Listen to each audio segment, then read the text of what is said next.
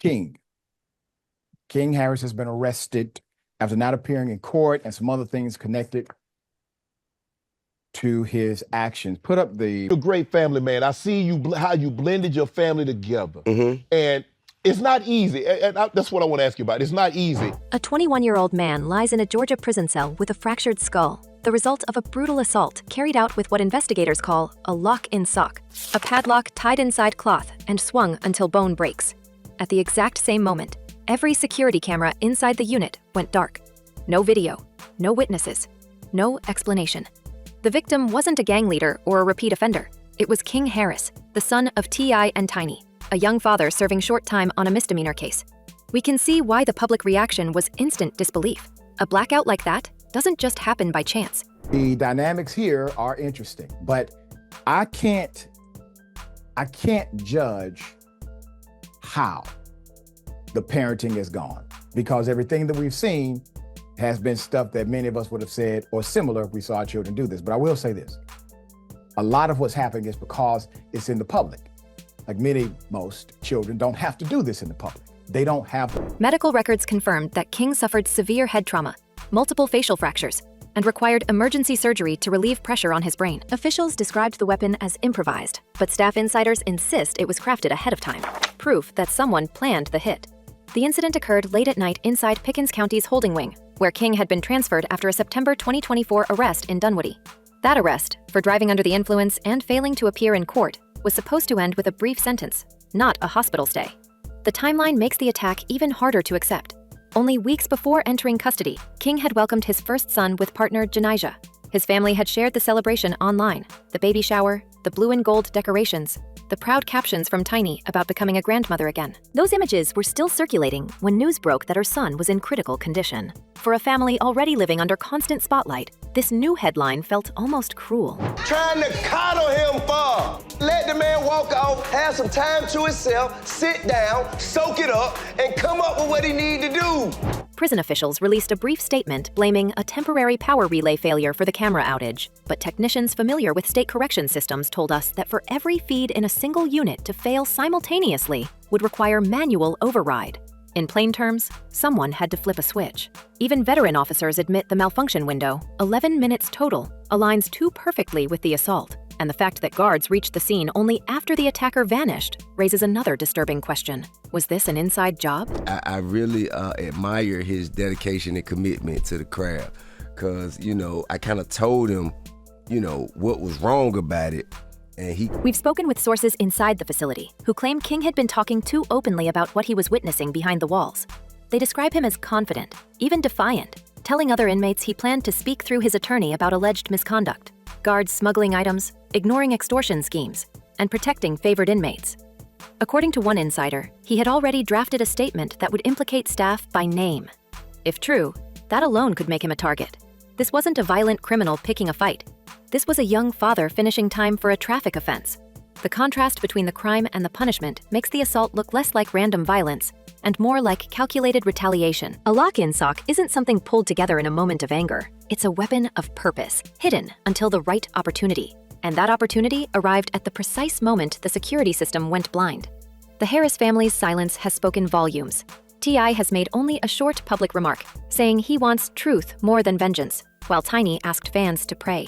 Behind closed doors, friends described panic and disbelief. They've hired private investigators and attorneys specializing in correctional corruption. One associate told us, they know this wasn't just a fight.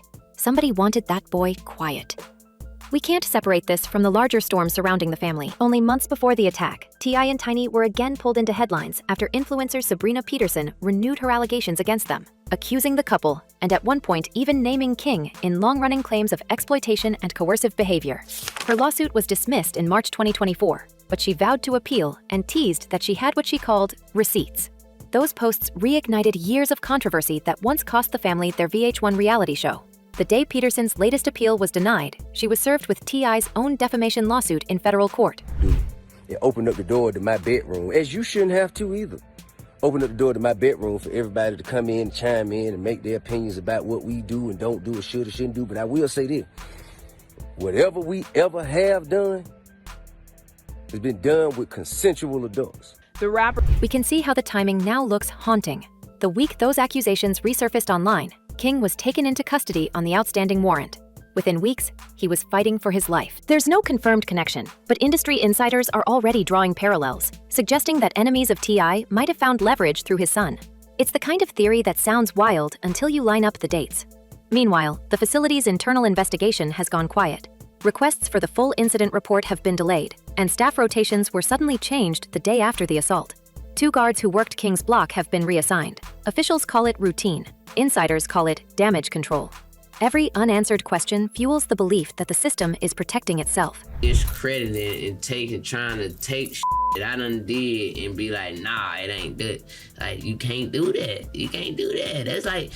What makes this story hit harder is how publicly we've watched King grow up, from the family hustle to his viral clashes with his father, including that 2023 stadium argument where T.I. put him in a headlock during a live stream. He's lived his rebellion in front of millions. He once bragged about learning the hard way, about wanting to stand on business. Now that phrase feels chilling. Earlier last year, on Regine Carter's podcast, he spoke about wanting to be bigger than Michael Jackson. He talked about fatherhood, music, and taking risks. That interview aired just 3 months before his arrest. We can feel the tragic symmetry. A young man promising redemption, then vanishing behind bars into a silence no camera can explain. The ripple effect reaches beyond one family. Activists in Atlanta are questioning why a celebrity's son could suffer such injuries in a monitored facility, while officials dismiss it as inmate violence. Commentators point to a culture of secrecy that has long surrounded Georgia's prisons, where reports of staff misconduct rarely make it past internal review.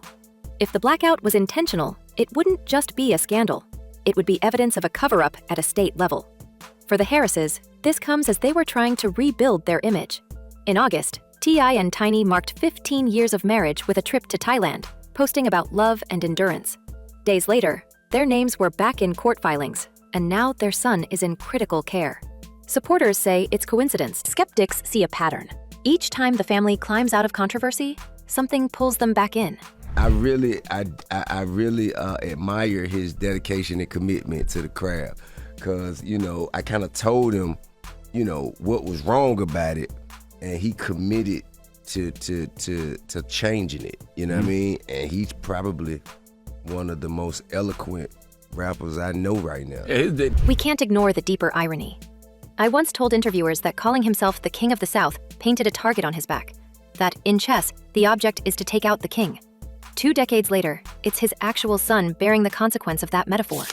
Whether the assault was revenge, intimidation, or pure corruption, it has dragged the Harris legacy into its darkest chapter yet. At the hospital, sources say King remains sedated, unable to speak. Doctors are cautious about recovery. The Department of Corrections refuses to release body camera footage from responding officers, citing an active investigation. Lawyers for the family are preparing formal demands. Each day without an update tightens public suspicion.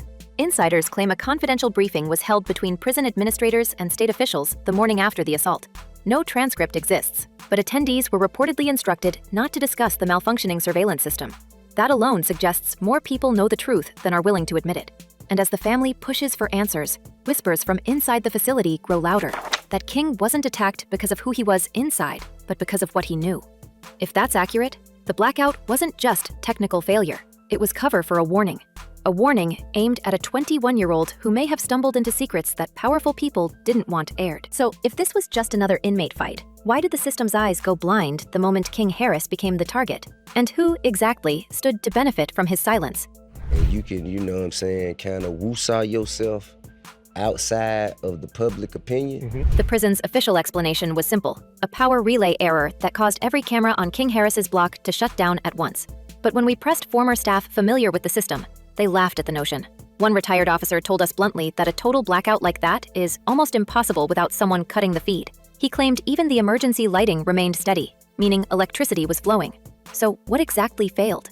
The question only deepened when we learned that 2 officers on duty that night were quietly reassigned to desk jobs the next morning. No disciplinary report, no public statement, just gone from the block where the attack occurred. And then there's the weapon itself. A lock-in sock isn't the kind of thing someone throws together in a scuffle. It's handmade, hidden, and swung with the intent to leave permanent damage. The preparation alone suggests foreknowledge. Someone knew King would be alone, unprotected, and positioned in the perfect blind spot during the blackout. Investigators have yet to say whether the weapon was found. but an internal note describes blood residue consistent with metal impact. That small phrase carries enormous weight because it signals precision, not chaos. The larger storm hovering over the Harris family gives these details a darker context. In the months leading up to the assault, T.I. and Tiny were once again under public scrutiny, facing renewed accusations from influencer Sabrina Peterson. Peterson's original 2021 lawsuit accused the couple of harming her reputation after she claimed T.I. once pointed a weapon at her and denied her later allegations of misconduct. The court dismissed the defamation suit, ordered Peterson to pay nearly $97,000 in legal fees, and then rejected her attempt to revive it in September. She vowed to appeal again. Just weeks later, King Harris was transferred to Pickens County, and within days, the cameras went dark. Yes, that's right. Lawyer Tyrone Blackburn is going to authorities, asking and encouraging state and federal prosecutors to start a criminal investigation into T.I. and Tamika Harris, aka Tiny, on behalf of 11 accusers. It's no wonder some insiders now whisper that timing wasn't coincidence. One Atlanta-based publicist with ties to the family told us King had become the loud one. He was talking about the system, talking about his dad's enemies. That makes people nervous. Others close to the situation believe the young artist may have been turned into leverage, a pawn in a bigger power play involving reputations and old grudges stretching far beyond the prison gates. We can't verify that theory, but we can't ignore how it echoes through nearly every conversation around the case. Then came the hospital report, and it left no room for comforting interpretations. Doctors described his injuries as consistent with repeated blows while restrained. Not a brawl, not self-defense. This was deliberate punishment, delivered methodically. Medical staff were reportedly horrified by the symmetry of the fractures, each strike landing in almost identical spots. One nurse, speaking under condition of anonymity, said it looked like someone wanted to send a message, not take a life.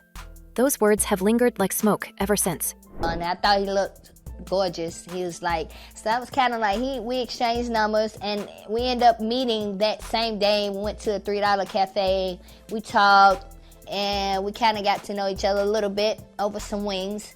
And from there, we kind of like just played phone tag for a minute and finally hooked up. Publicly, the Harris family has tried to appear composed. They posted a short video on social media talking about beautiful days and avoiding negativity, a message many fans read as coded frustration.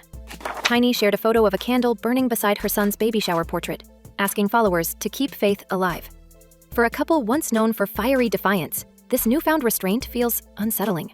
It's as if they've been warned to tread carefully. Their friends describe long nights outside the hospital, lawyers shuttling in and out, and security teams doubling their presence at family homes across Atlanta. Meanwhile, state investigators are facing pressure they can't easily deflect. Lawmakers have begun requesting internal documents about surveillance maintenance schedules and staff rotations. The warden insists the review is ongoing, but local journalists claim the Department of Corrections has already sealed key evidence. Every attempt to obtain the maintenance log for that night has been delayed or redirected. To the public, it looks like a wall being built brick by brick around a secret. First off, the kid's a menace, right? He goes around. No, I'm serious. Yo, King, listen. King goes around terrorizing the community of Atlanta, bro. That's a fact, bro. I'm serious, bro. This isn't the first time this facility has faced accusations of manipulation and silence. Just a year earlier, in 2023, a similar camera malfunction was reported after an inmate allegedly collapsed during a confrontation with guards.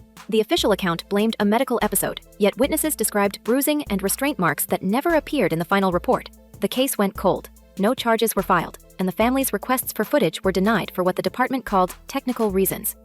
To those who have followed Georgia's correctional controversies, that language now sounds eerily familiar. Investigators familiar with the system say King's case fits a larger pattern that has quietly haunted this facility for years. Whenever an inmate challenges authority, whether by filing grievances, exposing contraband routes, or speaking to outside counsel, something happens.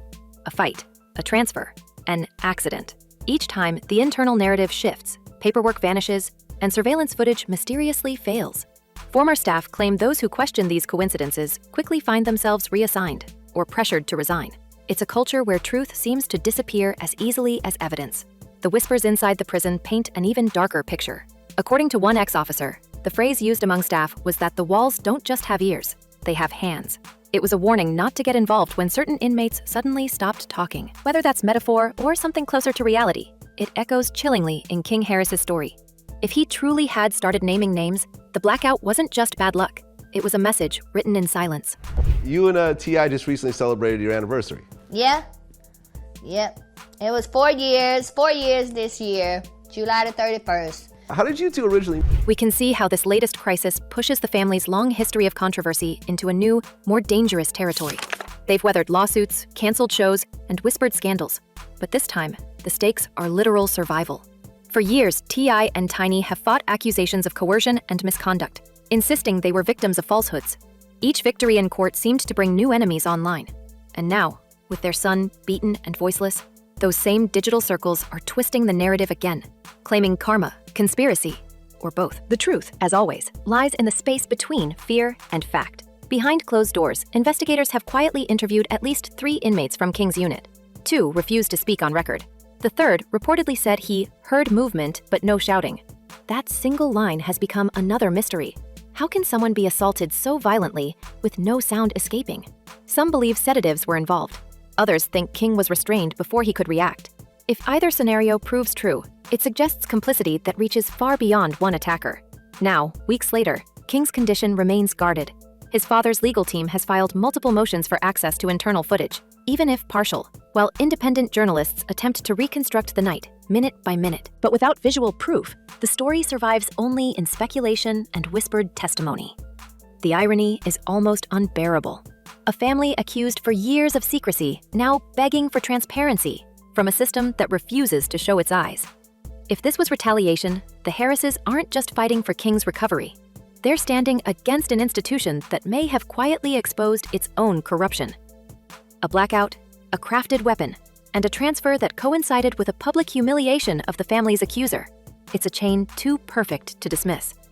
The question now is no longer who swung the lock, but who turned off the cameras, and why.